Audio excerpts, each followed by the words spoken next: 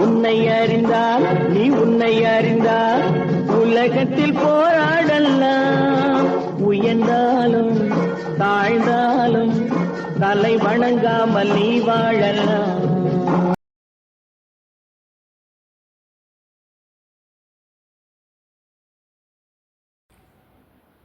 நேயர்களுக்கு எனது அன்பார்ந்த வணக்கங்கள். ஏற்கனவே ஆன்மீகம் ஆனந்தம் என்ற யூடியூப் சேனலில் நான் பல காணொளிகளை வெளியிட்டிருந்தேன். அதில் ஜோதிடம் உண்மையா பொய்யா, சனாதன தர்மத்தின் காலங்கள் சுமார் 20 லட்சம் ஆண்டுகளுக்கு முன்பாக ஏற்பட்டது. நீங்களும் பிராமணன்தான், நீங்களும் சித்தராகலாம், நம் வாழ்நாளுக்கிடையே வாழ்ந்த மகான்களை பற்றிய அவர்களுடைய பெருமைகள் இவை அனைத்தும் பதிவிட்டிருந்தேன். நிறைய அன்பர்கள் அந்த பதிவினை கண்டு கேட்டு மகிழ்ந்திருக்கிறார்கள். பலர் அதனால் பயன்பட்டு இருந்து எனக்கு தொலைபேசி மூலமாக தொடர்பு கொண்டு பல கருத்துக்களை கேட்டறிந்தார்கள். அவர்களின் சில விருப்பத்திற்கு இணங்க இப்பொழுது அறிவியலும் ஆன்மீகமும் என்ற தலைப்பிலே எனது கருத்துக்களை பதிவிட இருக்கின்றேன். அதில் முதலாவதாக, உன்னை அறிந்தால் சிந்தனை செய் மனமே என்ற தலைப்பிலே முதல் பதிவினை பதிவிட இருக்கின்றேன். இது எனது பெருமைக்காகவோ எனது வருமானத்திற்காகவோ பதிவிடப்படுகின்ற பதிவு அல்ல. இன்று மக்களிடையே நிலவுகின்ற பல குழப்பங்களுக்கு ஒரு விழிப்புணர்வாக இருக்கட்டும் என்ற இந்த சமுதாயத்திற்கு என்னுடைய கடமையாகவும் இருக்கும் என்று எண்ணிதான் இந்த பதிவினையும் நான் பதிவிடுகின்றேன். இன்றைக்கு இருக்கக்கூடிய கால சூழ்நிலைகளே மல்டிபிள் வேறு வேறு வேறு வேறு பல பல பல பல என்று பல மொழிகள், பல இனங்கள், பல இடங்கள், பல அரசியல்கள், பல இதிகாச புராணங்கள், பல யூடியூப் சேனல்கள், பலருடைய கருத்துக்கள் இவை அனைத்தும் மலைகளைப் போல குவிந்திருக்கின்றன. அதில் எந்தவித மாறுபட்ட கருத்தும் எனக்கு இல்லை. அப்படி குவிந்து இருக்கின்ற ஒரு மலை போல குவிந்திருக்கின்ற ஒரு சமுதாயத்தில் நான் பேசுகின்ற பேச்சுக்கள் கடலிலே கரைத்த பெருங்காயமாகத்தான் போகும் என்பதில் எனக்கு சிறிதும் சந்தேகமில்லை. பட் இருந்தாலும் என்னுடைய இந்த பதிவுகளினால் சிலருடைய மனம் தெளிவுபடும், சிலருடைய சிந்தனைகள் மேன்மையுறும். இந்த சமுதாயத்தினுடைய வருங்கால தலைமுறையினருக்கு நாம் எதனை கடைபிடித்து வாழ வேண்டும் என்ற ஒரு நல் எண்ணத்தை உருவாக்கும் என்பதில் எனக்கு சந்தேகமும் இல்லை. இன்றைய சமுதாயத்திற்கு மலை போலே இருக்கக்கூடிய இத்தனை கருத்துக்களில் ஒரு விளம்பரத்திலே வருவது போல எதை எடுப்பது எதை விடுப்பது என்று தெரியாமல் முழித்து கொண்டிருக்கின்றார்கள். இறுதியிலே எதையும் எடுக்காமல், தன்னையும் புரிந்து கொள்ளாமல், உண்மையான அறிவியலையும் ஆன்மீகத்தையும் புரிந்து கொள்ளாமல் இன்று தடம் மாறி சென்று கொண்டிருக்கின்றார்கள். அந்த காலத்திலிருந்து இந்த காலம் வரை, வேற காலத்திலிருந்து வேற காலத்திற்கு உபனிஷத்தை எழுதியவர்களில் இருந்து அன்று நமது முன்னோர்கள், ரிஷி பரம்பரைகள் அவர்கள் சொல்லி வைத்த தர்மங்கள், சனாதன தர்மங்கள், இதிகாச புராணங்கள், வானவியல், ஜோதிட சாஸ்திரம், ஆயுர்வேதம் போன்ற மருத்துவ சாஸ்திரங்கள் இப்படி பல பல விஷயங்களை இந்த காலத்திலே இருக்கின்ற ஒரு நவீன உபகரணங்களே இல்லாமல் மனிதர்களாக பிறந்து மனித இனத்திற்காக அவர்கள் தந்து இருக்கின்ற பொக்கிஷங்கள் ஏராளம் ஏராளம். ஆனால் மற்ற காலகட்டங்களிலே இவை அனைத்திற்கும் பொருள் கூறுவதாக எண்ணி ஒருவரும் அவருடைய மனத்திற்கு ஏற்ற போல அவைகளுக்கு கருத்துக்களை சொல்லி அவைகள் அனைத்தையுமே குழப்பி வைத்திருக்கிறார்கள். அப்படி பார்க்கும் பொழுது சனாதன தர்மம் என்பது ஒழிக்கப்பட வேண்டியது, அது சமுதாயத்திற்கு எதிரானது, சமத்துவத்திற்கு எதிரானது என்ற போன்ற பல விஷயங்கள் பரப்பப்பட்டு வருகின்றன. பலருடைய சுயநலத்திற்காக, சுய முன்னேற்றத்திற்காக மக்களையும் வருங்கால தலைமுறைகளையும் திசை திருப்பிக் கொண்டிருக்கின்றார்கள். இதை புரியாமல் இன்றைய மக்கள் விழித்து கொண்டிருக்கின்றார்கள். முதலிலே நான் சொல்லுகின்ற விஷயம், உன்னை அறிந்தால் நீ உன்னை அறிந்தால் உலகத்தில் போராடலாம் என்ற கவிஞரின் வரிகள், சிந்தனை செய் மனமே என்று நான் கூறியிருக்கின்ற வரிகள் இரண்டையும் நீங்கள் ஆராய்ந்து பார்த்தீர்களானால், எப்பொருள் யார் யார் வாய் கேட்பினும் அப்பொருள் மெய்ப்பொருள் அறிவது, எப்பொருள் யார் யார் வாய் கேட்பினும் அப்பொருள் மெய்ப்பொருள் காண்பது அறிவு. இது வள்ளுவன் வாக்கு. எத்தனை விஷயங்கள் நம்ம காதுகளிலே கேட்டாலும் அவைகளிலே எது சரி எது தப்பு என்று அறிந்து கொள்வதுதான் பகுத்தறிவு. விஞ்ஞானம் மெய்ஞானம் என்று இருவகைப்படுகின்றது. இந்த மெய் என்பதற்கு உடல் என்று ஒரு பொருள் இருக்கிறது, மெய் என்பதற்கு உண்மை என்று ஒரு பொருள் இருக்கிறது. இந்த உடல் என்ற மெய்யினை ஆராய்வது அறிவியல். அதனை நம்ம விஞ்ஞானம் என்ற பெயரிலும் குறிப்பிடுகின்றோம். அனாட்டமி, சயின்ஸில் அனாட்டமின்னு சொல்கிறோம். உடல் கூறுகள் பற்றி அறிவது அனாட்டமி. மெய் உண்மை என்பது இந்த உடலினை இயக்குகின்ற ஒரு சக்தி நமக்குள்ளே இருக்கிறது. அந்த சக்தி என்ன என்பதை அறிந்து கொள்வது தான் ஆன்மீகம். அதாவது ஆன்மா என்று சொல்வார்கள். அந்த ஆத்மாவை பற்றி அறிந்து கொள்வது ஆன்மீகம். இந்த ஆன்மீகம் என்பதே ஒரு மூட நம்பிக்கை.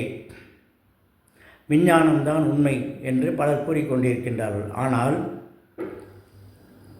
இந்த அறிவியலும் ஆன்மீகமும் ஒன்றுக்கொன்று தொடர்புடையது. ஆன்மீகத்துள் அறிவியல் அடங்கும், அறிவியலுக்குள் ஆன்மீகம் அடங்கவே அடங்காது. ஆன்மீகத்தை அறிவியல் ஆராய்ச்சிகள் மூலமாக நாம் இன்று பல விஷயங்களை தெரிந்து கொண்டு இருக்கின்றோம். அந்த அறிவியல் விஞ்ஞானம் என்பது பிரித்து பகுத்து அறிவது தான் விஞ்ஞானம். ஆன்மீகத்திலே சொல்லப்பட்டிருக்கின்ற கருத்துக்களை, அதனுடைய உண்மையான ஒரு விஷயத்தை புரிந்து கொள்ள வைப்பது தான் விஞ்ஞானம். அதை நாம் அறிவியல் என்று கூறுகிறோம். அறிவு இயல். அதனால் விஞ்ஞானம் ஆன்மீகத்தை ஆண்டாண்டு காலமாக ஆராய்ச்சி செய்து அதிலிருந்து பல விஷயங்களை முன்னேற்றிக் கொண்டிருக்கின்றது. நம்மளை விஞ்ஞான பாதையிலே பல உபகரணங்களை கொடுத்து நமக்கு மேம்பாட்டினை கொடுத்திருக்கின்றது. அதில் சந்தேகமில்லை. ஆனால் இந்த ஆன்மீகம் என்பது இந்த அறிவியல் சிந்தனையை கொடுக்கின்றதே, அந்த அறிவியல் சிந்தனையை கொடுக்கக்கூடிய ஒரு சக்தி எது? பல்வேறு மதங்கள், பல்வேறு மொழிகள், பல்வேறு இனங்கள், இந்த கிரியேஷன் என்று சொல்லப்படக்கூடிய இந்த பிரபஞ்சத்திலே எத்தனை விதமான பறவைகள், எத்தனை விதமான மிருகங்கள், எத்தனை விதமான பூச்சி பொருட்கள், எறும்பு, இவை அத்தனையும் உருவாகி இருக்கிறது இந்த பிரபஞ்சத்திலே. உங்கள் அறிவியல் தத்துவப்படி உருவான ஒரு பொருள் இருக்குமே ஆனால் அது உருவாக்குவன் ஒரு இருப்பான் என்பதுதான் உண்மை. அதை யாரும் மறுக்க முடியாது. அந்த உருவாக்கியவன் எவனோ அவன் இந்த பிரபஞ்சத்திலே எங்கும் எப்பொழுதும் எல்லா இடத்திலேயும் நிரந்தரமாக நிலைத்திருந்துதான் இந்த செயல்பாடுகளை நடத்தி கொண்டிருக்கின்றான். ஆக்கல், காத்தல், அழித்தல் என்ற முப்பெரும் தொழில்களையும் ஏதோ ஒரு இயற்சக்தி செய்து கொண்டிருக்கின்றது. அதனை மனிதன் இறைவன் என்று வழிபடத் தொடங்கினான். இன்று நடக்கக்கூடிய பல விஷயங்களை நீங்கள் பார்த்து கொண்டிருப்பீர்கள். விஞ்ஞானத்தினாலே அறிவியல் எவ்வளவு முன்னேற்றம் அடைந்திருந்தாலும், எத்தனை முன்னேற்றங்கள், எத்தனை உபகரணங்கள், எத்தனை ஆகாய விமானங்கள், எத்தனை அணுகுண்டுகள் எல்லாவற்றையும் தயாரித்திருந்தாலும் இயற்கை சக்திக்கு முன்னால் அவைகள் அனைவும் ஒரு தூசாக மறைந்துவிடும் என்பதிலே இப்பொழுது நடந்து கொண்டிருக்கின்ற சம்பவங்கள் நமக்கு நினைவுபடுத்தி கொண்டுதான் இருக்கின்றன. ஆனால் மனிதனிடத்திலே இருக்கக்கூடிய அகங்காரம், ஈகோ,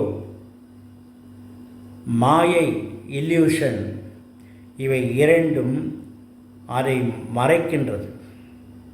அதை மனிதன் உணர மறுக்கின்றான். ஓரறிவு படித்த ஒரு உயிரினத்திலிருந்து 6 அறிவு படித்த மனிதன் வரையிலும் பகுத்தறிவு என்பது நிறைந்து கிடக்கிறது. ஒரு எறும்பின் முன்னாலே ஏதோ ஒரு பொருளை போட்டீர்களானால் அதை முகர்ந்து விட்டு இது நமக்கு தேவை, இது தேவையில்லை என்று ஒதுக்கிவிட்டு செல்கின்றது. அதுதான் பகுத்தறிவு. மனிதனுக்கு மட்டுமல்ல, 6 அறிவு படித்த மனிதனுக்கு மட்டுமல்ல பகுத்தறிவு, ஒரு உயிரினங்களுக்கும் அந்த பகுத்தறிவு தன்மை இருக்கின்றது. எது சரி, எது தவறு, எது நல்லது, எது கெட்டது என்பதனை உணர்ந்து எது என்னால் முடியும், எது என்னால் முடியாது என்று தீர்மானிக்கக்கூடிய அளவிலே ஒரு உயிரினங்களுக்கு இடத்திலும் இருப்பது தான் பகுத்தறிவு. இன்று பகுத்தறிவு என்ற பெயரிலே அறிவியலை ஒழித்து வைத்துக்கொண்டு ஆன்மீகமாக நம்ம முன்னோர்கள் சொல்லி வைத்த பல விஷயங்களை மூட நம்பிக்கை என்று ஒதுக்கிவிட்டு மற்றவர்களை எல்லாம் திசை திருப்பிவிட்டு தாங்கள் அதனுடைய பொருளை உணர்ந்தவர்களை வைத்துக்கொண்டு தனக்கும் தன் குடும்பத்துக்கும் குடும்பத்தார்களுக்கும் என்ன வேண்டுமோ அதை செய்து கொண்டுதான் இருக்கின்றார்கள். அவர்கள் அதிலிருந்து தவறி போவதே இல்லை.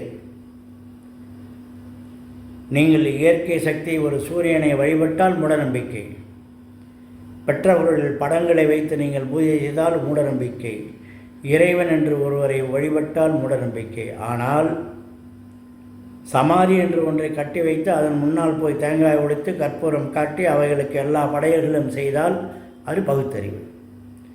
இதனை புரிந்து கொண்டு வாழ வேண்டும். பகுத்தறிவு என்பது என்னவென்றால், பழங்கள் இருக்கின்றது, பலாப்பழம் இருக்கின்றது, வெளியிலே முட்களாகத்தான் இருக்கின்றது. அதேபோல் பைனாப்பிள் இருக்கின்றது, அன்னாச்சி பழம் முட்களாகத்தான் இருக்கின்றது. நாம் என்ன செய்கிறோம்? மேலே இருக்கக்கூடிய முட்களை எல்லாம் நீக்கிவிட்டு உள்ளே இருக்கின்ற பழத்தை மட்டும் நாம் ருசிக்கின்றோம். அதுபோல எல்லா விஷயங்களிலுமே நன்மை தீமை இரண்டுமே கலந்துதான் சொல்லப்பட்டு இருக்கின்றது. இதிகாச புராணங்களை எடுத்துக்கொண்டால் அதிலே நடந்த சம்பவங்கள், சரித்திரங்கள் சொல்லப்பட்டிருக்கின்றன. அவையெல்லாம் கதைகள், கட்டுக்கதைகள் என்று இந்த சரித்திரத்தையே மாற்றி எழுதி கொண்டிருக்கின்றார்கள். சத்தியமாக உண்மையாக நடந்த பல விஷயங்கள், பல நூற்றாண்டுகளுக்கு முன்னால் நடந்த விஷயங்கள், அற்புதங்கள், இறைவனுடைய அருளை அனுபவித்தவர்கள் எழுதி வைத்திருக்கிறார்கள். மகான்கள் என்று சொல்லுகின்றோம், நாயன்மார்கள் என்று சொல்லுகின்றோம், ஆழ்வார்கள் என்று சொல்லுகின்றோம். அதே போல் பக்த விஜயம் என்ற புத்தகத்தை எடுத்துக்கொண்டோமானால் அங்கே பக்தர்களுடைய பாண்டுரங்கனுடைய மகிமையை சொல்லிக் கொண்டிருக்கின்றார்கள். நான் இங்கே குறிப்பிடுவதனால் நான் இந்து மதத்தை மட்டும் சொல்கிறேன் என்று நினைத்து விடாதீர்கள். மற்ற மதங்களிலும் அதுபோல ஞானிகள் இருந்திருக்கிறார்கள், மகான்கள் இருந்திருக்கிறார்கள், நல்ல போதனைகளைத்தான் செய்திருக்கிறார்கள். உண்மையிலேயே சனாதன தர்மம் என்பதற்கு இந்து மதம் என்ற பெயர் கிடையாது. பல லட்சம் ஆண்டுகளுக்கு முன்னாலேயே தோன்றப்பட்டது. மனிதன் எப்படி வாழ வேண்டும் என்ற நெறிமுறைகளை அறிவுறுத்தியதுதான் சனாதன தர்மம். இதை நான் சனாதன தர்மத்தை பற்றி பேசியிருக்கின்ற காணொலியிலே பதிவிட்டிருக்கின்றேன். அதை பற்றி மிகவும் விரிவாக பேசியிருக்கின்றேன். நேரம் கிடைக்கும் பொழுது அதனை கேட்காதவர்கள் ஆன்மீகம் ஆனந்தம் என்ற காணொலியிலே அதை போய் நீங்கள் கேட்டு ரசிக்கலாம். அப்படிப்பட்ட சனாதன தர்மம், ஒரு மனிதனுடைய நெறிமுறைகளை பற்றி கூறியிருந்த சனாதன தர்மத்துக்கு அது இந்து சமவெளியிலே இருந்ததினாலே அதற்கு இந்து மதம் என்று பெயரிட்டு, அதற்கு பிற்பாடு வந்த பல மதங்களுக்கு பெயரிடும் பொழுது வெளிநாட்டுக்காரர்கள் இதை இந்து மதம் என்று கூறிவிட்டார்கள். அவ்வளவுதான். இன்று அறிவியல் பூர்வமாக ஆராய்ச்சிகள் செய்தால் மற்ற நாடுகளிலும் பல லட்சம் ஆண்டுகளுக்கு முன்பால் இந்த இயற்கை வழிபாடு, இறை வழிபாடு நடந்து கொண்டிருந்திருக்கின்றது. அதற்கு பின் பல போதகர்கள் வந்தார்கள். அவர்களை பின்பற்றுபவர்களுக்கு கிறிஸ்துவ மதம், இஸ்லாமிய மதம், புத்த மதம், ஜைன மதம், சீக்கியர் மதம் என்று பல பெயர்கள் குறிப்பிட்டு அத்தனை மகான்களும் சொல்லியிருப்பது மனிதன் ஒற்றுமையாக அன்புடன் அரவணைத்து வாழ வேண்டும் என்ற கருத்து தான். எத்துணரையும் பேதமுறா எவ்வுயிரும் தம்முயிர் போல் எண்ணி அப்படின்னு தான் மகான்கள் சொல்லியிருக்காங்க. வள்ளலார் பாடியிருக்கார். அதனால் நான் மட்டும்தான் வாழ வேண்டும், என் குடும்பம் வாழ வேண்டும், மற்றவர்களை அழித்து நான் வாழ வேண்டும், இவைகள் எல்லாம் சுயநலம் பிடித்த மனிதர்களாலே, தனது குடும்பம் தான் மட்டும் வாழ வேண்டும் என்ற எண்ணத்துடன் வந்த பல மனிதர்களாலே காலத்தின் கொடுமையினால் இன்று உண்மையான நெறிமுறைகளும் தர்மங்களும் அழிக்கப்பட்டு வருகின்றன. இந்த இளைஞ தலைமுறைகள் நான் சொல்லியது போலே பலாப்பழத்தினுடைய வெளியிலே இருக்கக்கூடிய ஒரு முள்களை பார்த்து பயந்து ஒதுங்கி ஓடிவிடாதீர்கள். அந்த முட்களை நீக்கி அதன் உள்ளே இருக்கக்கூடிய அந்த ஒரு ருசியான ஒரு பழத்தை நாம் அனுபவித்தோமானால், இங்கே இலக்கியங்களிலே, இதிகாசங்களிலே, பல மகான்களுடைய போதனைகளிலே இருக்கக்கூடிய உண்மையான விஷயங்களை நாம் புரிந்து கொள்ள முடியும். இவைகளை ஒதுக்கிவிட்டு நாம் இஷ்டப்படி வாழ வேண்டும் என்று சொன்னால் அழிவை நோக்கி அடுத்த தலைமுறை சென்று கொண்டிருக்கின்றது என்பதற்கு சிறிதளவும் சந்தேகமே இல்லை. இரண்டாவது, பஞ்சபூதங்கள் என்று சொல்லப்படக்கூடிய நிலம், நீர், காற்று, நெருப்பு, ஆகாயம், இவை அனைத்துமே ஒரு கட்டுப்பாடு, நம் கண்ணுக்கு புலப்படாத ஒரு கட்டுப்பாடு. நாம் இந்த பிரபஞ்சத்தை நினைத்து பார்த்தோமேயானால் நாம் ஒரு தூசு கூட காண மாட்டோம். நம் கண்களுக்கே புலப்படாத ஒரு சிறிய தூசு எப்படி இருக்குமோ அவ்வளவுதான் நாம். அதுபோல பல லட்சம் நூற்றாண்டுகளாக, பல லட்சம் ஆண்டுகளாக இருந்து கொண்டிருக்கக்கூடிய இந்த பிரபஞ்சமாகப்பட்டது இன்னும் இருக்கப் போகின்றது. ஆனால் இதற்கு முன்பு இருந்தவர்கள் காணாமல் போய்விட்டார்கள். இப்பொழுது இருப்பவர்கள் காணாமல் போய்விடுவார்கள். ஆனால் பிரபஞ்சம் அதனுடைய இயற்கை சக்தியை கொண்டு இன்னும் மேம்பட்டு கொண்டுதான் இருக்குமே தவிர இதனை யாராலும் அழிக்க முடியாது. நன்றாக எண்ணி பாருங்கள். 3இல் ஓரளவுதான் நிலப்பரப்பு, மீதி அனைத்தும் கடல்களால் சூழப்பட்டிருக்கிறது.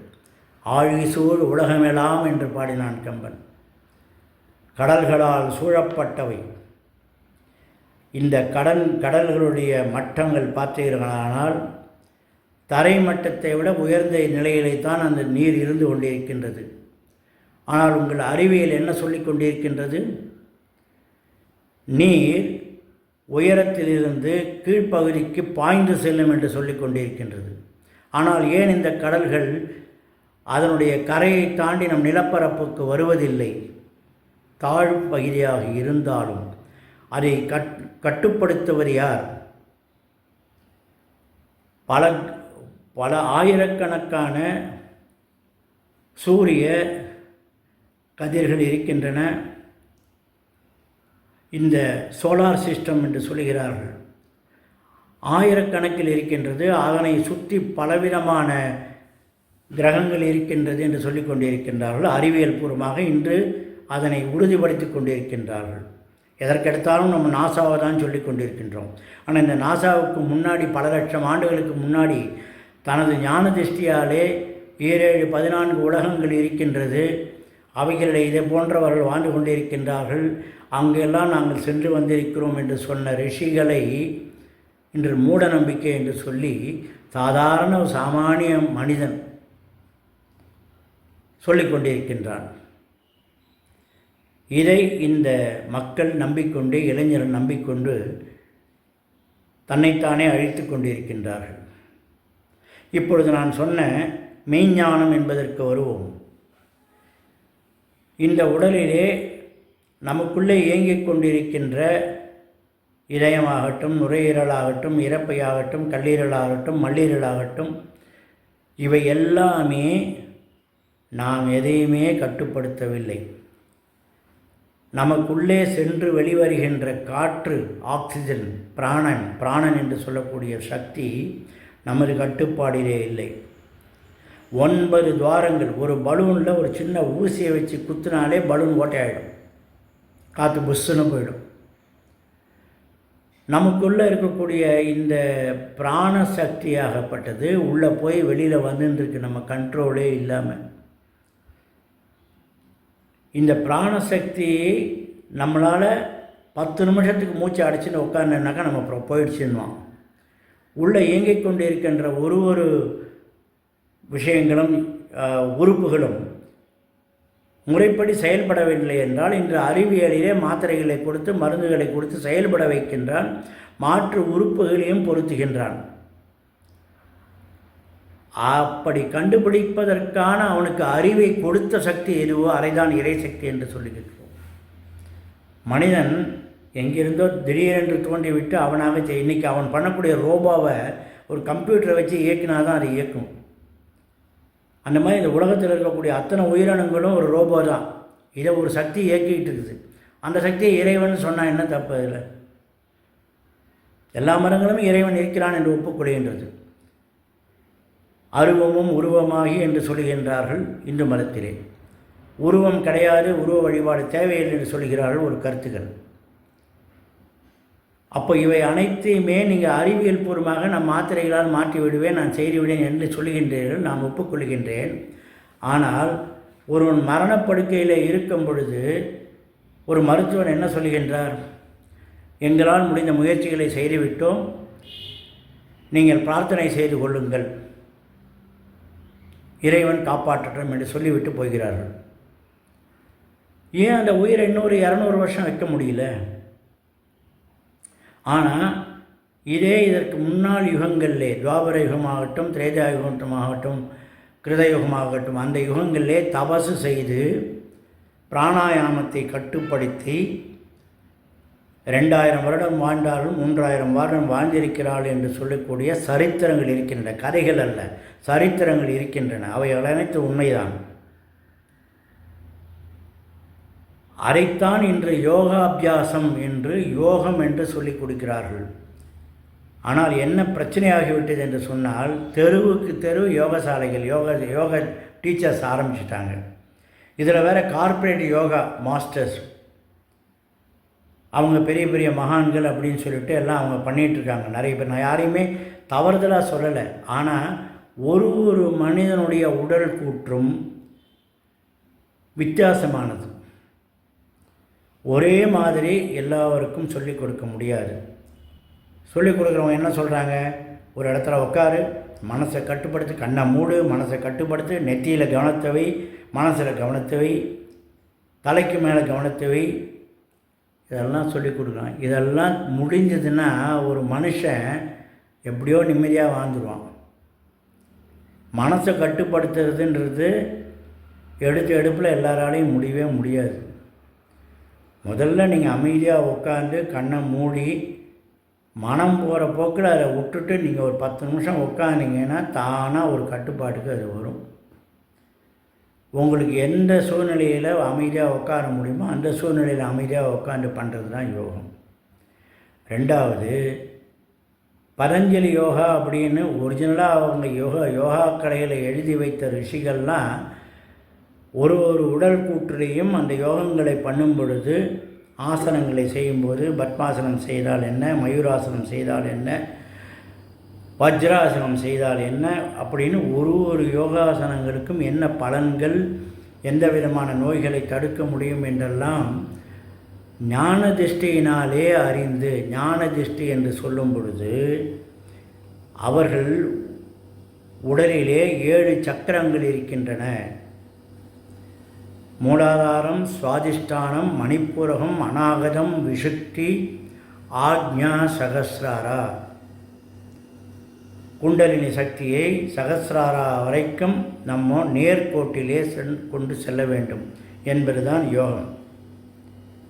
இடா பிங்களா என்று 2 விதமாக இந்த கோவில்களில் நீங்கள் இதுக்கு சன்னதிக்கு போனீங்கன்னா 2 பாம்புகள் பிணைந்து இருக்கிற மாதிரி போட்டுருவாங்க. அதுதான் நம்முடைய டிஎன்ஏவுடைய சிம்பலும், மருத்துவனுடைய சிம்பலும் அதுதான். அந்த இடபிங்களால் போகாமல் சூக்ஷ்ம நாடியில் நேர்கோடாக நாம் நிமிர்ந்து உட்கார்ந்து கொண்டு ஒரு தியானத்தை செய்யும் பொழுது மனம் எங்கு வேண்டுமானாலும் அலையட்டும். முதலிலே உடலில் இருக்கக்கூடிய அந்த பிராணசக்தி ஒரு நேர்கோட்டிலே இருக்குமே ஆனால் இந்த சக்கரங்கள் எல்லாம் ஒழுங்காக இயங்கி அந்த உறுப்புகளை ஒழுங்காக நடைபெறச் செய்யும் என்பதுதான் யோகம். இன்று எங்கு எது நல்லது இருந்தாலும் நாம் எடுத்துக்கொள்ள வேண்டும். இதிலே யார் சொல்லுகிறார்கள் என்பது முக்கியமல்ல, என்ன சொல்லுகிறார்கள் என்பது தான் முக்கியம். இங்கே தவறுகள் எங்கே நடக்கிறது என்று சொன்னால், இவர் சொன்னால் அது சரியாக தான் இருக்கும்னு சொல்லிட்டு நம்பிக்கிட்டு போகிறாங்க இல்லையா, அங்கே தான் பிரச்சனையே வருது. அதுக்கு தான் நான் முதல்ல ஆரம்பத்திலேயே சொன்ன சிந்தனை செய் மனமே, உன்னை நீ அறிந்தால் என்று நான் சொல்வதற்கு காரணமே, முதல்ல சிந்தனை செய்யணும். பாரதியார் பாடினார், தெளிந்த நல்ல அறிவு வேண்டும் என்று சொன்னார் பாரதியார். நாலேஜ் வந்துடும், படிக்கிறதுனால நமக்கு நாலேஜ், அறிவுன்றது வந்துடும். அந்த அறிவை சிந்தனை செய்யணும், அப்போ கொஞ்சம் தெளிவு கிடைக்கும். அந்த தெளிந்த நல்ல அறிவு வந்த பின்னே அதனை எப்படி பயன்படுத்துவது என்று நம்ம சிந்திக்கிறோமே, அதுதான் விஸ்டம் என்று சொல்லுகிறார்கள், அதுதான் ஞானம் என்று சொல்லுகிறார்கள். அந்த ஞானம் எங்கு உருவாகிறது என்று சொன்னால், நான் சொன்னேனே நெற்றி பொட்டிலே ஆக்ஞ சக்கரா என்று சொல்லியிருக்கிறார்கள். நம் முன்னோர்கள் 2 கைகளாலும் கொட்டிக்கொள்ள வேண்டும் என்று சொன்னார்கள். ஒரு ஆன்மீகத்தை கூடவே வைத்து, பிள்ளையார் மூலமுதற் கடவுள், அவர் அறிவை கொடுக்கக்கூடியவர், நீ கொட்டிக்கொண்டால் இந்த வலது மூளையும் இடது மூளையும் ஒருங்கே இணைந்து இந்த ஆக்ஞ சக்கரத்திலே இருக்கக்கூடிய 3வது கண் என்பது ஞானக்கண். அந்த ஞானக்கண் திறக்குமே ஆனால் இன்று அதற்கு என்ன சொல்லுகிறார்கள், கிளாராவாயன்ஸ், எக்ஸ்ட்ரா சென்சரி பர்செப்ஷன், இன்ட்யூஷன், இதெல்லாம் அறிவியல் பூர்வமாக நிரூபித்திருக்கார்கள். ஆனால் நம்ம ஆளுங்க என்ன பண்ணுறாங்க, 2 பேர் இதை கொஞ்சம் கடக்கிறதுக்குள்ளேயே 2 விஷயத்தை தெரிஞ்சுக்கிட்டு நான் தான் சாமியாருன்னு சொல்லி ஒரு மூலையில் உட்காந்துக்கிறாங்க. உடனே நம்ம கூட்டம் என்ன பண்ணுது, அவங்க குறி சொல்கிறாங்க, நம்ம கஷ்டங்கள்லாம் இன்னையோடு போயிடும் அப்படின்னு சொல்லிட்டு அவங்க பின்னாடி ஓடி போய் அவங்களுக்கு கற்பூரத்தை காட்டி நம்முடைய சுயமரியாதை, சுய சிந்தனைகளை மொத்தமாக இழந்துடுறோம். அது நான் யார், எனக்குள்ளே என்ன திறமை இருக்குது, எனக்குள்ளேயே அந்த திறமை இருக்குது. தெலுங்கில் ஒரு பாட்டு பாடுவாங்க, அக்கடை உண்ண பாண்டுரங்கடு இக்கடை உண்ணாருன்னு ஒரு பாட்டு பாடுவாங்க. அங்கே இருக்கிற பாண்டுரங்கன்ற இறைவன் இங்கேயே இருக்கார், உள்ளுக்குள்ளேயே இருக்கார். ஓம் தத்சது அப்படின்னு நம்முடைய சனாதன தர்மத்திலே சொல்லியிருக்காங்க. ஓம் பிரணவம். அந்த பிரணவம் வந்து அது ஏதோ கதைன்றாங்க. நம்ம ஓம்னு சொல்லிகிட்டு இருந்தோம், ஆமின்னு சொல்ல ஆரம்பித்தாங்க, ஆமன்னு சொல்ல ஆரம்பித்தாங்க. ஆனால் பொருள் என்னவோ அந்த ஓம்ன்ற பிரணவாதாரம். இந்த சூரியனிலே வெளிப்படுகின்ற சத்தமானது ஓம்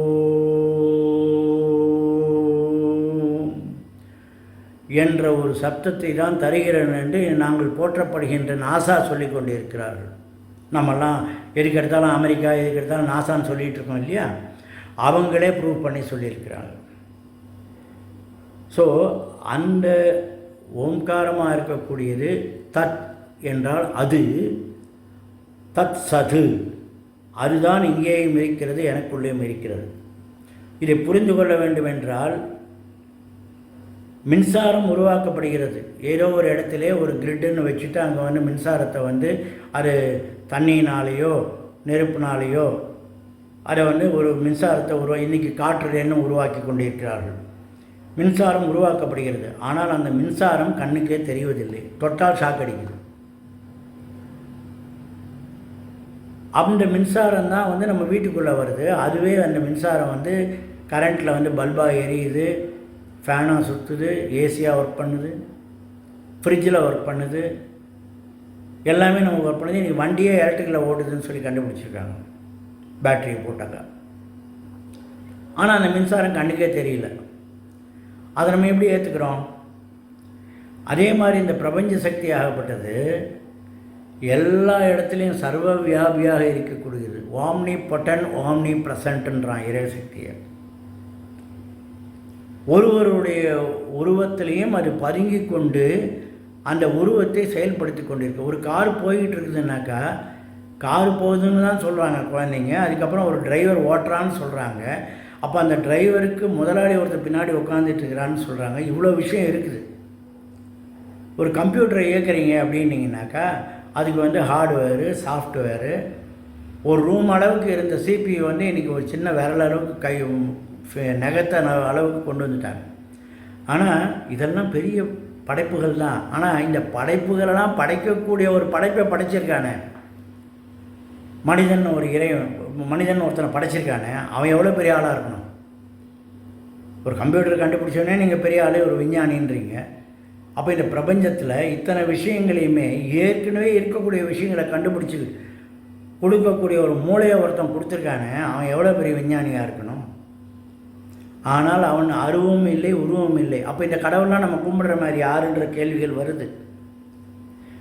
வையத்துள் வாழ்வாங்கு வாழ்பவர்கள் வானுரையும் தெய்வத்துள் வைக்கப்படும் அப்படின்னாங்க.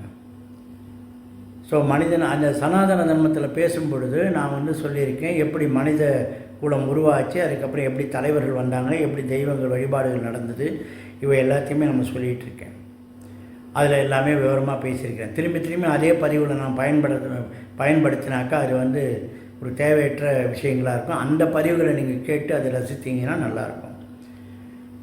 அதனால் இந்த பிரபஞ்சத்தில் எதை கண்டுபிடிச்சாலும் அது ஏற்கனவே இருக்கிற விஷயந்தான். நம்ம கண்டுபிடிக்கிறதுக்கு வேண்டிய விஷயங்கள் எல்லாமே வந்து உள்ளே புதைஞ்சு கிடக்குது. கடலுக்கு அடியில் முத்து இருக்கிற மாதிரி, பூமிக்கு அடியில் வைரம் இருக்கிற மாதிரி, தங்கம் இருக்கிற மாதிரி, வெளியில் எதுவுமே தெரியாது, உள்ளே தான் இருக்குது. அதனால் இந்த மெய்ஞானம்ன்றது என்ன சொல்லுதுன்னா, வெளியில் இருக்கக்கூடிய சக்திகள், வெளியில் இருக்கக்கூடிய விஷயங்களெல்லாம் நீ கற்றுக்கிற, எக்ஸ்ரே எடுத்து பார்க்குற, ஸ்கேன் பண்ணி பார்க்குற. ஆனால் அந்த கண்ணுக்கு புலப்படாமல் ஒரு எலக்ட்ரிசிட்டி மாதிரி ஒரு விஷயம் உள்ளே உட்காந்துன்னு செயல்பட்டுக்கிட்டு இருக்கிற, அது என்னன்னு உள்ளுக்குள்ளே போய் புரிஞ்சுக்கணும் அப்படின்னு சொன்னால், இந்த ஊனக்கண்களால் புரிந்து கொள்ள முடியாத விஷயங்கள், இந்த ஃப்ளஷ் அண்ட் பிளட்டாக இருக்கக்கூடிய மூளையினால் புரிஞ்சு கொள்ள முடியாத ஒரு விஷயம், மனசுன்னு ஒன்று சொல்கிறாங்க இல்லையா, அந்த ஃப்ளஷ் அண்ட் பிளட்டில் இருக்கக்கூடிய மூளைக்கு உள்ளே இருக்கக்கூடிய ஒரு விஷயம் இருக்குது இல்லையா, மனசுன்றாங்க. அந்த மனசை நமக்கு உள்ளுக்குள்ளே செலுத்தினோமானால் அந்த சக்தி என்ன என்று புரிந்து கொள்வது தான் யோகாபியாசம். இது மரங்களுக்கு அப்பாற்பட்ட ஒரு விஷயம். அதுக்கெல்லாம் நீங்கள் மத கலர் கொடுத்துட்டாங்க. அந்த மரங்களுக்கு அப்பாற்பட்ட உள்ளிருந்தே நீ அருள் செய்யாமல் ஒன்றும் நடப்பதில்லைன்னு ஒரு பாடல் வரிகள் இருக்கிறது. அந்த உள்ளே இருக்கக்கூடிய சக்தி இயங்கிக்கிட்டு இருக்கிற வரைக்கும் தான் நமக்கு பேர். அதுக்கப்புறம் பாடி எப்போ எடுக்க போகிறீங்கன்னு கேட்குறாங்க. இதை விஞ்ஞானத்தினால இன்னும் ப்ரூவ் பண்ண முடியல.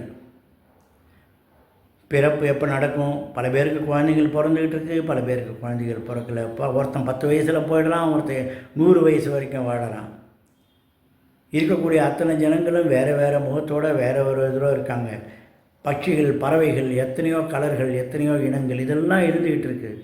ஸோ நான் இப்போ சொல்ல வரக்கூடிய விஷயம், முதல்ல மெய்ஞானம் என்பது என்ன என்று புரிந்து கொண்டோமே ஆனால் மட்டும்தான் விஞ்ஞானம் என்ற பகுத்தறிவு என்ன என்பது நமக்கு விளங்கும். முதல்ல இந்த மெய்ஞானம் என்பதனை நம்ம சிந்தனை செய்ய ஆரம்பித்தோமானால் நம்மை நாம் புரிந்து கொள்ள முடியும். உன்னை நீ அறிந்தால் உலகத்தில் போராடலாம், உயர்ந்தாலும் தாழ்ந்தாலும் தலை வணங்காமல் நீ வாழலாம். அருமையான வரிகள். அந்த உண்மையை புரிஞ்சுக்கணுமானால் முதல்ல நம்முடைய அகங்காரம், ஈகோ, காமம், குரோதம், லோபம், மதம், மாச்சரியம்னு 5 பிசாசுகள் நமக்கு உள்ளே அடங்கியிருக்குது. இது எல்லாத்தையும் நான் அடுத்த பதிவுகளில் நான் விவரமாக பேசுகிறேன்.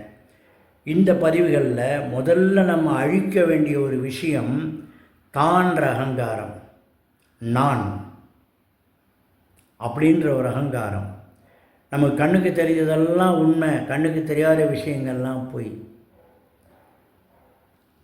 பணத்தினால எல்லாமே வாங்கிட முடியாது. தூக்கத்தை வாங்க முடியாது, அமைதியை வாங்க முடியாது, பாசத்தை வாங்க முடியாது. இந்த மாதிரி பல விஷயங்கள், கண்ணுக்கு தெரியாத விஷயங்கள் தான் முக்கியமாக. வைரம் முக்கியன்ற நம்ம கண்ணுக்கு கடையில் வந்த அப்புறம் தான், வைரம் தீட்டின அப்புறம் தான் அது வைரம் நமக்கு தெரியுது. அதுக்கு முன்னாடி வெறும் கல் தான். தங்கத்தை பார்த்திங்கன்னா சுத்தம் மண்ணாங்கட்டி மாதிரி இருக்கும், செம்மண் கட்டி மாதிரி இருக்கும். அது இது எல்லாம் பூமிக்குள்ளே இருக்குது. அந்த மாதிரி ஒரு மனிதனுக்குள்ளும் ஒரு பொக்கிஷங்கள் அடங்கி இருக்கின்றது. இந்த இயற்கை சக்தி நம்முடைய கட்டுப்பாட்டுக்குள் இருக்கிறது என்று ஒரு மனிதன் நினைத்தால் அவன் முட்டாள். இயற்கை சக்திகள் நம்மளை பாவம் என்று விட்டு வைத்திருக்கிறது என்பதை உணர்ந்து கொள்ளுவன் தான் மெய்ஞானி. ஒரு நிமிஷம் ஒரு புயல் வந்ததுனாக்கா ஊரை காணோன்றான், ஒரு வெள்ளம் வந்ததுன்னா ஒரு ஊரையே காணோன்றான். அப்புறம் என்ன பேச்சு வேண்டி கிடக்கு?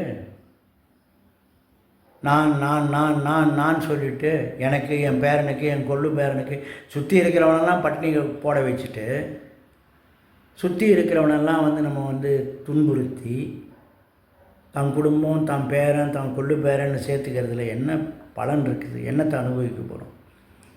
இதெல்லாம் நான் ஏன் சொல்கிறேன்னாக்கா, பல நூற்றாண்டுகளுக்கு முன்னாடியும் இருந்தது. நான் இல்லைன்னு சொல்ல மாட்டேன். இதிகாச புராணங்களை எடுத்தீங்கன்னாக்கா அசுரர்களும் இருந்திருக்கிறார்கள், சத்விகமான குணங்கள் இருந்தவங்களும் இருந்திருக்கிறார்கள், ஞானிகளும் இருந்திருக்கிறார்கள். எல்லாமே இருந்தது தான்.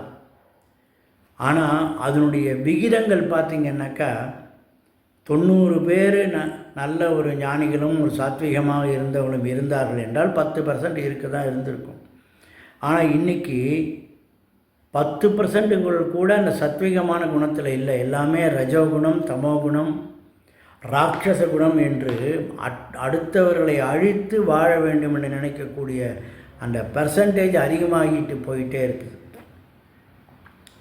அதனால் இன்றைக்கி பல பேர் என்கிட்ட ஒரே விஷயத்தை, நல்ல விஷயங்கள், அதெல்லாம் நான் பின்னாடி பதிவுகளில் நான் பதிவு பண்ணேன். இன்றைக்கி காலையில் கூட ஒருத்தர் ஒரு விஷயத்தை பற்றி கேட்டார். பெரியவங்களுக்கு, அம்மா அப்பாவுக்கு செய்யக்கூடிய படைப்புகளை நான் செய்யலாமா, சில செய்யக்கூடாதுன்னு சொல்கிறாங்க, செய்யலாமா அப்படின்ற ஒரு இதை கேட்டாங்க.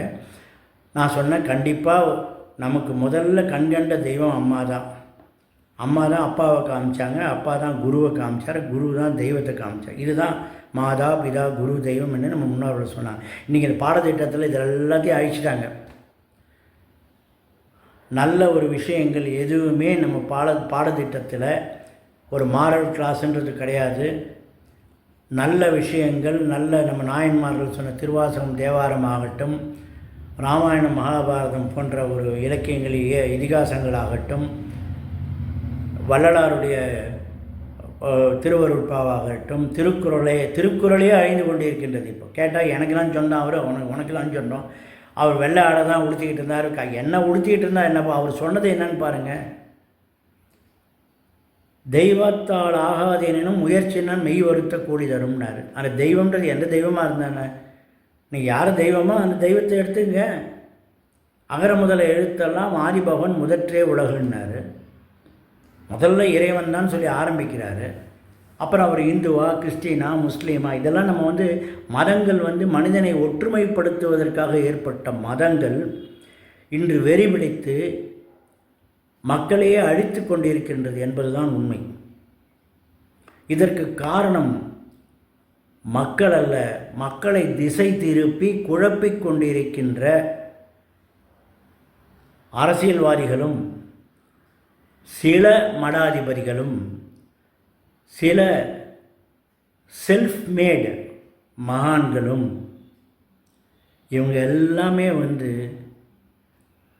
ஆன்மீக சொற்பொழிவு சொல்கிறேன்னு சொல்லிட்டு முன்னுக்கு முரணாக கருத்துக்களை சொல்லி நம்பி போகிற மக்களை திசை திருப்பி குழப்பிக்கிட்டு இருக்காங்க. ஸோ இது எல்லாத்துக்கும் ஒரு முற்றுப்புள்ளி கண்டிப்பாக வருகின்ற தலைமுறை அதை வச்சு தான் ஆகணும். அந்த ஒரு விழிப்புணர்வை கொடுக்கணுன்ற ஒரு நல்ல எண்ணத்தில் தான் இது பல பேருக்கு பிடிக்கும், பல பேருக்கு பிடிக்காது. அதை பற்றி கவலை இல்லை. ஏன்னா பெர்செப்ஷன் டிஃபர்ஸ்.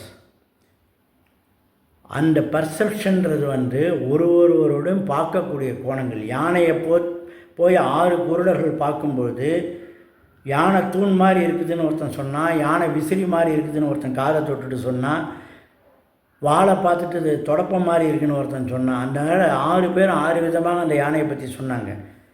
ஆனால் அந்த யானையினுடைய உருவம் அது இல்லை. அதுபோல் தான் இந்த காலத்தில் என்ன ஆகுதுன்னு கேட்டிங்கன்னாக்கா, நீங்கள் எந்த கருத்தை சொன்னாலும் சிலர் அதை ஏற்றுக்கொள்வார்கள், சிலர் ஏற்றுக்கொள்ள மாட்டார்கள். அது அவர்களுடைய பார்வையை பொறுத்து இருக்கிறது. ஆனால் என்னை பொறுத்தவரையிலே நான் சொல்லக்கூடிய கருத்துக்கள் நல்ல கருத்துக்களாக இருக்கும் என்ற நம்பிக்கை எனக்கு உண்டு. காரணம், இதற்கு முன்னால் நான் பதிவிட்ட பல பதிவுகள் இந்த சமுதாயத்திற்கு நல்லதையே செய்து கொண்டிருக்கின்றது. மிகவும் குறிப்பாக ஜோதிடம் உண்மையா பொய்யா என்று கிட்டத்தட்ட என்னுடைய 30 வருட ஜோதிட ஆராய்ச்சியிலையும் இப்பொழுது 1 வருடமாக நான் ஜோதிடம் பார்ப்பதே விட்டுவிட்டேன். ஏனால் இன்று நிறைய ஜோதிடர்கள் பல விஷயங்களை பலவிதமாக பார்த்து பல கோணங்களிலே சொல்லி கொண்டிருக்கின்றார்கள். இதற்கிடையிலே நானும் குழப்ப வேண்டாம் என்ற முறையிலே நான் 1 வருடமாக விட்டுவிட்டேன். ஆனால் நான் போட்ட அந்த ஜோதிடம் உண்மையா பொய்யா என்ற பதிவு பல மக்களுடைய வாழ்க்கையை, குடும்பத்தை நேர்வழிப்படுத்தி அவர்களுக்கு நல்வாழ்வை அளித்திருக்கிறது என்ற பெருமை எனக்கு நிச்சயமாக உண்டு. அதில் மாற்று கருத்தே இல்லை. முந்தா நாள் கூட ஒருத்தர் பேசினார், ஐயா உங்களுடைய பேச்சு கேட்டால் ரொம்ப தெளிவாக இருந்தது, பல பேருடைய பேச்சை கேட்டு பல பரிகாரங்களை பண்ணி நான் ரொம்ப கடனை வாங்கி கஷ்டப்பட்டுட்டேன், நீங்கள் என் ஜாதகத்தை பார்த்து நீங்கள் பேசணும்னா, ஐயா நான் பார்க்குறத விட்டுட்டேன், எல்லாத்தையும் விட்டுட்டு உங்களுக்கு எந்த இறைவனை பிடிக்குமோ அந்த இறைவனை போய் பிடிச்சிங்க. நமக்கு மேலே ஒரு சக்தி இருக்குது, அது எந்த வடிவத்தில் நீங்கள் வணங்கினாலும் அது உங்களுக்கு அருள் தரும். பழம் என்று சொன்னால் எந்த பழத்தை வேண்டுமானாலும் நீங்கள் சொல்லலாம். பலாப்பழம் சொல்லலாம், அன்னாச்சி பழம் சொல்லலாம், வாழைப்பழம் சொல்லலாம், கொய்யாப்பழம் சொல்லலாம், ஆப்பிள் சொல்லலாம், எல்லாமே பழங்கள் தான். அதனால் கடவுள்னு நீங்கள் சொல்லும்போது நீங்கள் பல பேர் சொல்லலாம். உங்களுக்கு உங்கள் பையனை அப்பா என்று கூப்பிடுவார்கள், மனைவி ஐயா என்று கூப்பிடுவார்கள், என்னங்க என்று கூப்பிடுவாங்க, அம்மா டே வாடான்னு கூப்பிடுவாங்க, பெரியப்பான்னுவான் ஒருத்தன், சித்தப்பான்னுவான் ஒருத்தன், மாமான்னுவான். எல்லாருமே வேறு வேறு பெயரில் கூப்பிட்டாலும் நீங்கள் ஒரே ஆள் தான். அதுபோல் இந்த இறை சக்தின்றது எந்த பெயரிலே எங்கே எப்படி நீங்கள் மனமுருகி வேண்டினாலும் உங்களுக்கு உள்ளே ஒளிந்து கிடக்கின்ற அந்த பிரபஞ்ச சக்தியானது உங்களுக்கு வழிகாட்டும் என்பதிலே சிறிதளவு கூட எனக்கு ஐயமில்லை. ஏனென்றால் என்னுடைய இத்தனை வருடகால அனுபவத்திலே நான் பல பேருக்கு நான் சொல்லி நானும் கடைபிடித்து நான் அடைந்த பயன்களைத்தான் இன்று நான் மக்களுக்கு பகிர்ந்து கொண்டிருக்கின்றேன். நிச்சயமாக இவை அனைத்தும் உங்களுக்கு ஏதோ ஒரு காலகட்டத்திலே நான் பேசிய பேச்சுக்கள் உங்களுக்கு உள்ளே நின்று உங்களுக்கு வழிகாட்டும் என்பதிலே எனக்கு திடமான எண்ணம் இருப்பதினால்தான் இந்த பதிவினை நான் பதிவிடுகின்றேன். இந்த சேனல் யூடியூப்பில் நிர்மதி கோபாலகிருஷ்ணன், நிர்மதி பிளாங்க் மைண்ட் நோ, அதாவது நிர்மதினா லிட்டரலாக மீனிங் அடிச்சுன்னா மூளை இல்லாதவன்னு அர்த்தம். ஆனால் நிர்மதின்னு சொன்னீங்கன்னா எந்த விதமான விருப்பு வெறுப்புகளும் இல்லாமல் எதிர்பார்ப்புகளும் இல்லாமல் வாழக்கூடிய ஒரு மனிதன் என்பது எனக்கு ஒரு வைத்த பெயர், என்னால் பயன்பெற்ற ஒருவரால் வைக்கப்பட்ட பெயர். அதனால் நீங்கள் இதை விரும்பினாலும் விரும்பாவிட்டாலும் என்னுடைய பதிவுகள் இந்த கடலிலே கரைத்த பெருங்காயமாக இருந்தாலும் ஏதோ ஒரு வகையிலே ஒரு உயிரினத்திற்கு அது ஒரு உணவாக போய் செல்லும் என்பதிலே அது மீனாக இருக்கலாம், திமிங்கலமாக இருக்கலாம், அதிலே சென்று அடையும் என்பதிலே எனக்கு எந்தவித ஐயப்பாடும் இல்லை என்பதை கூறிக்கொண்டு அடுத்த பதிவிலே உங்கள் அனைவரையும் சந்திக்கிறேன் என்று கூறி விடைபெறுகிறேன். நன்றி, வணக்கம்.